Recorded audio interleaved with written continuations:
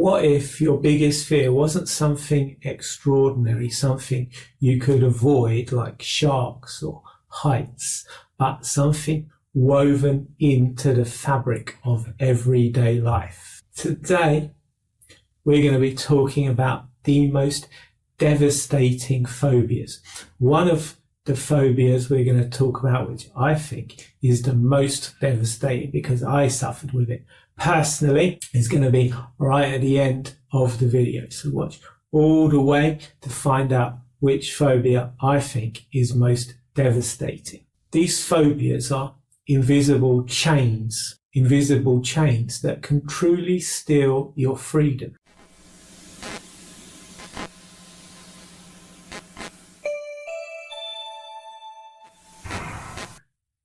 Hello everyone, welcome back to the channel. If you're new here, subscribe. So these phobias we're talking about, they aren't just fears, they can be prisons without walls. They can trap people in their own minds, making it impossible to work, to connect with others, to go to the doctor. They can even make it impossible to step outside your own front door. I'll be sharing real stories from people who've experienced these phobias and ultimately how they've been able to make their way back to freedom. One of those stories, as I said at the start of this video, is my own. These conditions can be incredibly limiting, but recovery is possible. So first up is agoraphobia. Agoraphobia is often misunderstood. People often think it's just the fear of open spaces. Agoraphobia is actually the fear of being trapped in situations where escape might be impossible or help unavailable. For someone with agoraphobia, just stepping outside their front door can cause intense panic, racing heart, difficulty breathing, a full-blown panic attack. The agoraphobia sufferer's mind becomes convinced that something catastrophic will happen with no way out. One woman I worked with spent 3 years unable to leave her apartment, not able to go out for groceries, not able to see family. She couldn't even go to her brother's wedding. Her world shrank to the size of her living room. About 1.3% of people will suffer from agoraphobia at some point in their lives. What makes agoraphobia, what makes all fears become particularly devastating is that they compound over time. The more places that feel unsafe, the smaller your world becomes. The next phobia we're going to talk about is social phobia, also known as social anxiety disorder. Social anxiety disorder affects nearly 15 million American adults, making it the second most common anxiety disorder. Social anxiety disorder isn't just shyness, it's a debilitating fear of judgment, scrutiny and humiliation. I experienced a lot of social anxiety because I'd grown up with a lot of narcissism. I overcame my social anxiety, my fear of judgment, by healing my inner child. If you've experienced similar, you will very likely benefit from inner child healing. Even if you haven't experienced similar, you'll still benefit from inner child healing. Check the description for my free inner child healing workbook. But that's not my number one phobia, which I'm going to be telling you at the end, so pay attention. For people suffering with social anxiety disorder, even ordering coffee can feel like they're giving a speech to thousands. When a person experiences anxiety, they're moving into the fight or flight state and their body reacts as if they're being faced by a predator. One college student I worked with sat in his car for 30 minutes rehearsing what he'd say if the professor called on him. And this didn't help his social anxiety. It made it worse, because the more he rehearsed, the more bad, negative scenarios he imagined, the stronger his social anxiety became. Your mind can't tell the difference between a real or an imagined event, and this can be used for good, because you can imagine yourself the way you want to be, and that actually creates new neural pathways in your brain. The more you imagine yourself that way, the stronger those neural pathways become. But this imagining can also be dependent on your emotional state.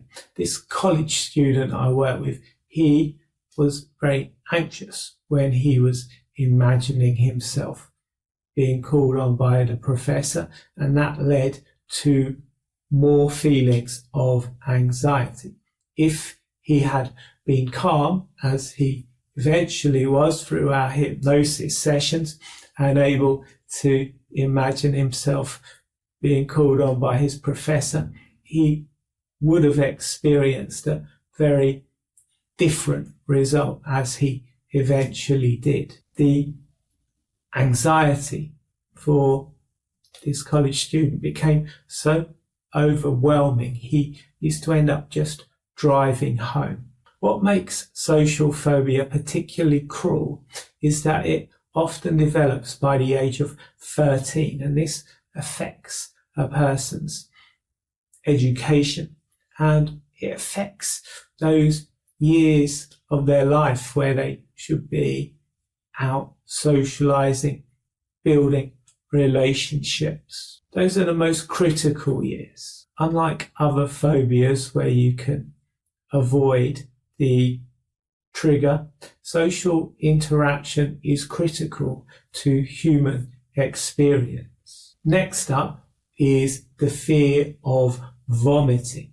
This is known as emetophobia. It might seem unusual until you understand its ripple effects. It's not about disliking an unpleasant experience. No one likes vomiting, let's be honest. The fear of vomiting, this phobia of vomiting, it's a terror that reshapes eating habits, social interactions, even family planning can be affected by this phobia. People with this vomiting phobia often develop elaborate safety measures, checking food expiry dates religiously, washing hands repeatedly, avoiding eating out. One lady I worked with had delayed having children for years because she was afraid of morning sickness. She told me that at one stage she lost 15 pounds in 1 month because she was afraid to eat. She was afraid to eat because she was afraid she'd vomit it back up. Emetophobia is actually the 5th most common phobia, but it gets very little attention. It's not very famous. It's not discussed a lot publicly. Many sufferers feel completely alone in their struggles, not realizing millions share their fears. 4th is tyrannophobia. That's the fear of needles. Needles or injections. This phobia affects around 25% of adults. Most people dislike needles. I certainly don't like having injections, but this can actually be life-threatening. For someone with this phobia, even seeing images can trigger an intense vasovagal response. Blood pressure drops, heart rate slows. Sometimes this can result in fainting. This physical reaction only reinforces the fear. I worked with one client who was diabetic, but he was afraid to go and get diagnosed because he had this fear of needles. He couldn't face the blood test. After hypnotherapy, he was able to go to his doctor and get the diagnosis and get the treatment he needed. If he hadn't done that, he could have found himself in hospital. He could have possibly even died. And finally, we come to a phobia I used to have, and I think it's the worst phobia to have. That is the fear of blushing. Fear of blushing is called erythrophobia. The fear of blushing is called erythrophobia. I can't even say it properly. Erythrophobia, the fear of blushing. Well, blushing is a natural response. Everyone blushes. For those with a phobia of blushing, it becomes a source of intense shame and anxiety. And for me, it affected my ability to work. It affected my ability to form relationships. It caused me to get into very dysfunctional relationships because I couldn't form friends. And the friends I did form were quite socially anxious people, just like I was. The woman I got into a relationship, she also had issues. And there's a cruel irony about this phobia, because one of the symptoms of anxiety is blushing. This means the more someone fears blushing, the more likely they are to blush. It creates a vicious cycle of anticipatory anxiety. The fear itself used to trigger exactly what I was afraid of. I've worked with numerous clients who have this fear, this phobia. I have helped clients overcome this phobia when public speaking. One client I worked with turned down a promotion because it was going to involve public speaking. Just the thought of standing in front of 20 people speaking publicly made her turn red. Studies suggest people with erythrophobia often avoid public speaking and leadership roles. This can severely dent their earning potential. I overcame my phobia with hypnotherapy. I've helped many clients overcome their phobias with hypnotherapy. If you have a phobia, I can help you overcome it with hypnotherapy too. Recovery is possible.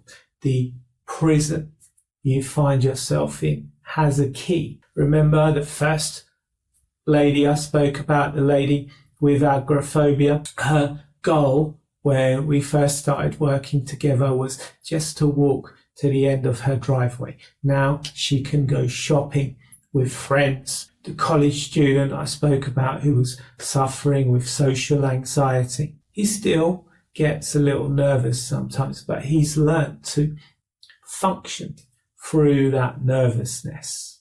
He recently gave a toast at his best friend's wedding. If you're struggling with a phobia that's limiting your life, you're not alone, you're not broken. Help is available. If you like this video, hit the like button, subscribe to my channel, check the description for my free inner child healing workbook.